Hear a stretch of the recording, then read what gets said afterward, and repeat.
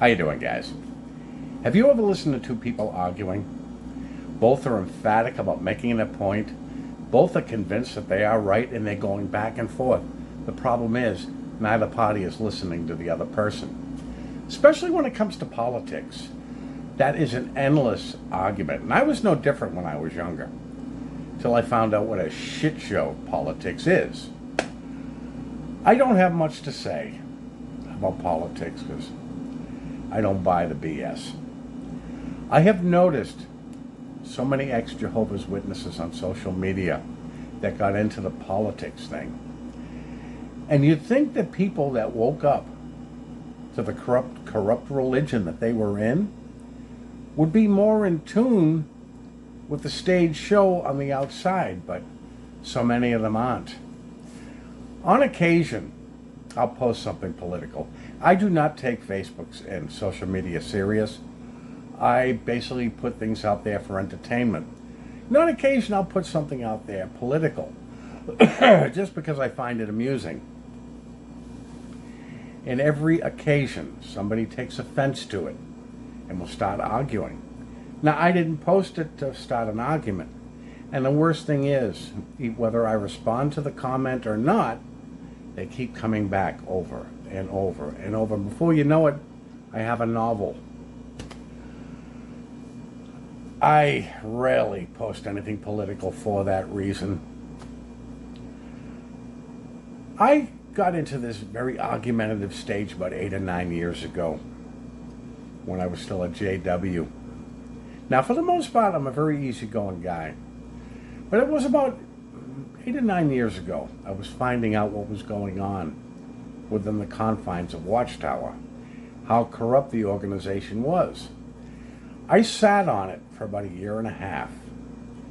I was like a bottle under pressure. I wanted to blow up on this. Now, I was telling people on the outside about it, but it wasn't like telling Jehovah's Witnesses about it.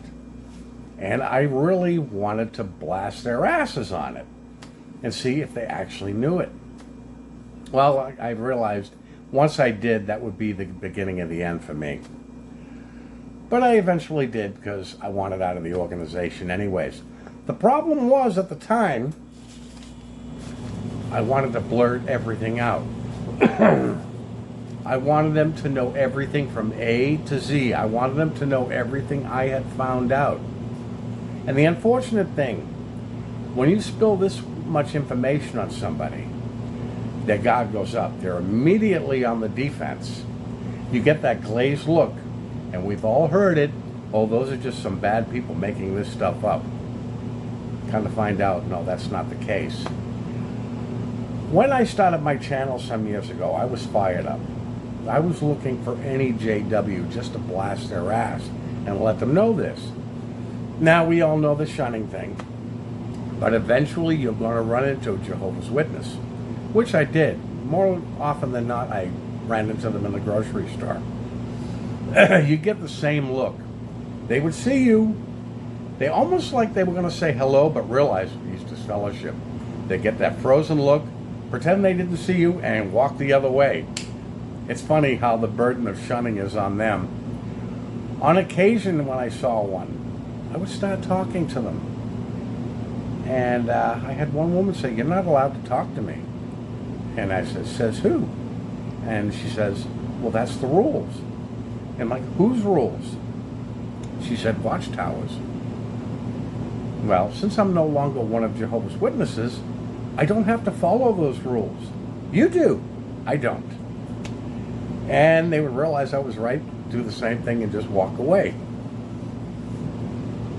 When I started my channel, I was a house of fire, very argumentative. Over the last few years, I've mellowed out a little bit. And I'm thinking, if you're going to let people know something, you get more flies with honey than you would with vinegar.